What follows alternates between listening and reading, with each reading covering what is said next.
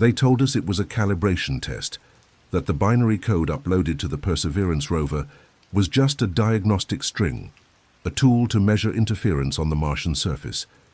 But that was a lie. I know, because I helped write it.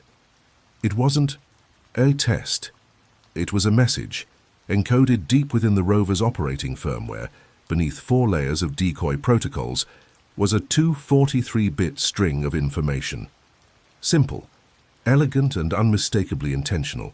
It wasn't a greeting, it wasn't an SOS, it was a question.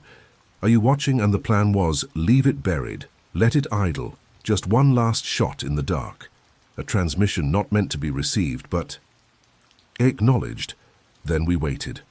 6 months passed, then 12. Then the cameras started acting strange, not malfunctioning. Mirroring, the Perseverance rover began sending footage that didn't match its trajectory, landscapes it hadn't visited, angles it couldn't have reached, shadows that didn't match the light source. We thought it was a glitch until one frame came back, containing a symbol, not geological, not weather-induced, carved, deliberate, identical to the signature embedded in our original message, only inverted. And then came the tone, not a sound, a signal, low frequency, pulsed at intervals that mimicked brainwave patterns, not machine rhythm. Someone or something had answered, not from space, from beneath the surface.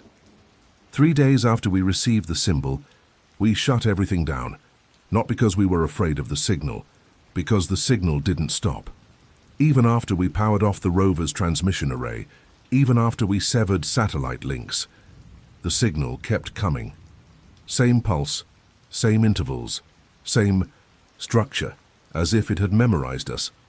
We traced the origin again and again. It wasn't bouncing from satellites. It was coming from under the surface of Mars. Specifically, from a crater not on any modern geological map. But there was a problem. That exact coordinate was labeled on a file from 1977, a classified Viking mission addendum, code name Obsidian Core. It had been buried, along with all records of an early drilling test that, according to the recovered logs, triggered an unexpected harmonic reaction in subsurface layers. No one talked about it, not even among level 5 clearance, but that name, Obsidian Core, it appeared again. In the signal, not spoken, encoded in light. The transmission embedded a visual layer across the camera feed.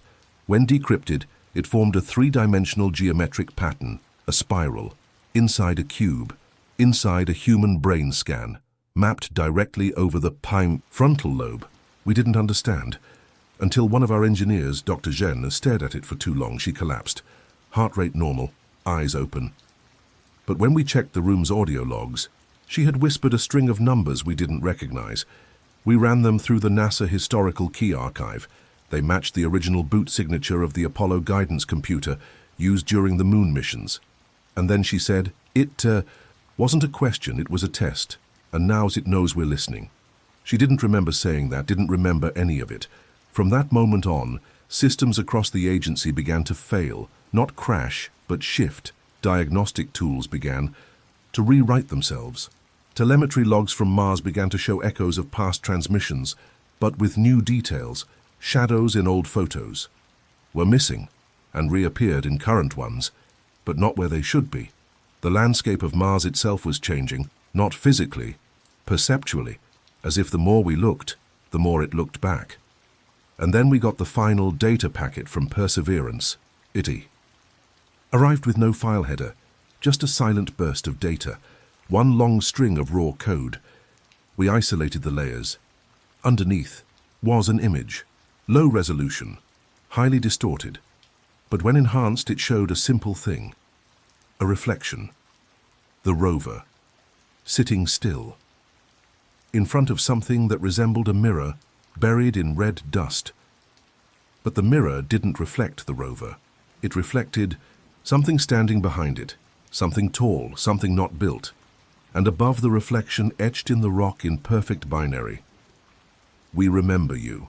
After the image of the reflection was decoded, we lost contact with the Perseverance rover permanently. No warning, no error message, just silence. We assumed hardware failure. But then, we received a new signal. Not from Mars, from the Moon. A passive array in the Tycho crater, decommissioned since 1999, suddenly began transmitting again. The pattern, identical to the pulse from Mars, same frequency, same echo. It was as if something had jumped the distance, or had always been closer than we realized. We ran a comparative analysis of the signal. What we found broke protocol and reality. It wasn't one message, it was a timeline, a sequence of repeated events, encoded. Not in words, but in decay, like someone recording the same signal over and over for millennia, letting it degrade just enough to prove how old it is. And at the center of it all, one word, buried in every version, every layer: return. We don't know if it's a command or a plea. But then came the final confirmation. In an old, forgotten NASA archive, a vault. Only accessible through physical keys, we found a photograph, undated, unlabeled. It showed a team of 6 scientists standing in front of a massive circular structure, partially buried in Martian soil. And in the corner of the photo, a silhouette, not a person, a humanoid figure taller than the rest. Blurred, as if moving too fast for the shutter to capture clearly. But the face, the structure of the skull, it was human, but not like us. Older, refined, as if designed by the memory of a species that once was. And no longer is. We ran facial morphology tests. The match was impossible. 6% match to a recovered hominid fossil dated 1.4 million years ago. Except this was wearing something. A suit, a device, something intelligent. And beside the figure, scratched, faintly into the stone behind it. We left, you followed, now it begins again. That's when it hit us. The message we sent, no, "Are you watching?" wasn't curiosity. It was instinct.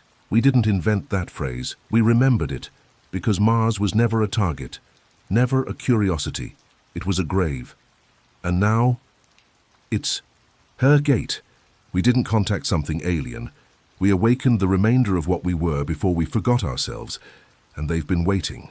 Waiting for the signal, waiting for us to find them again, waiting for Earth to become ready. And now that we've remembered, they're coming home.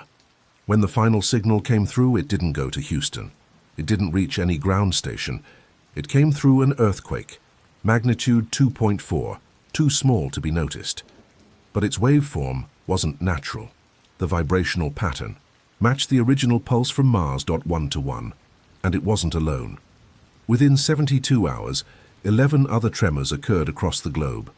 One beneath the Nazca Plateau, one under Antarctica's Queen Maud Land 1, near the ruins of Mohenjo-Daro 1 in Tiazihuantu, the Mariana Trench, and one in Utah, a mile beneath a decommissioned radio telescope. We triangulated the timings. They weren't random. Each pulse formed a pattern across the Earth's crust, not a line, not a circle, a map. And at the center of that map was a location we thought we invented, Site Theta Prime, a fictional black site used in NASA training simulations for threat scenarios involving planetary contamination. It wasn't supposed to be real, but when we checked the geological coordinates, there was a cavity there, perfectly spherical, hidden beneath 3 kilometers of basalt, older than tectonic drift. We sent a probe. It failed after 15 minutes. The last image it transmitted showed a wall, smooth metallic, engraved with something that no one could translate, until we overlaid it with the signal from Mars. It aligned, the same phrases, the same spirals, the same sentence. It begins where it ended. We realized it too. Late, the message on Mars wasn't a message, it was a key, and when we activated it, we didn't just wake up what was buried there. We unlocked what had been dormant here. Earth wasn't being observed. Earth was observing itself, and now it remembers. People across the world are starting to feel it. Random nosebleeds during specific lunar cycles, identical dreams of walking through corridors with no ceilings, unexplainable knowledge of symbols no one has taught, ancient texts revealing new layers of meaning when touched by certain individuals. Something is happening to us. We're not evolving. We're being recompiled. We aren't contacting a lost species. We are the lost species, and the transmission we sent wasn't curiosity. It was a trigger, a failsafe. And now that it's been activated, the rest of the message is playing. We just haven't decoded it all yet. But we know the final line. It's already appearing in our dreams, our reflections, even on paper that was blank seconds before. It says, "We are returning to finish what we started. You are the memory, and the memory is almost complete. They told me to stop. They sealed the servers, shut down my credentials, blocked my access. But the signal still came. Not through wires, not through sound. It came through memory. I dream now, constantly. But they're not dreams. They're locations, coordinates, frequencies, geometric patterns that align with tectonic shifts, aurora waves, the rhythm of breath. Earth is breathing in sync with Mars. It started with the oceans. The tides no longer follow just the moon. They follow something else, something beneath us and above us at the same time, something circular, endless, complete, and I've seen it, not with eyes, with recognition. They didn't send us a reply. They woke up a protocol hidden in our blood, a dormant directive from a past we were programmed to forget. And now, it's activating. I'm not afraid, because I'm not alone anymore. I can hear others, not with sound, but with alignment. Their thoughts, their signals, their stories. People across the world are beginning to speak the same phrase. We were never lost, only waiting for the question.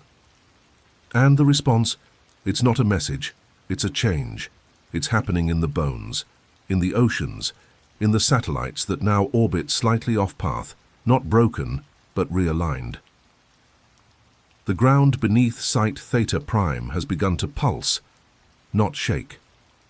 Pulse, as if the Earth is responding, not to Mars, to itself, because this was never about a message between planets. It was about restoring the loop, reactivating the cycle of awareness. We were not alone. We were not first, and we were not forgotten. We were the key, and now the final echo is forming. A structure beneath the Earth, a circle on Mars, a vibration in the sky, and one phrase, heard in every language at once, even in total silence. You are ready now. Come home.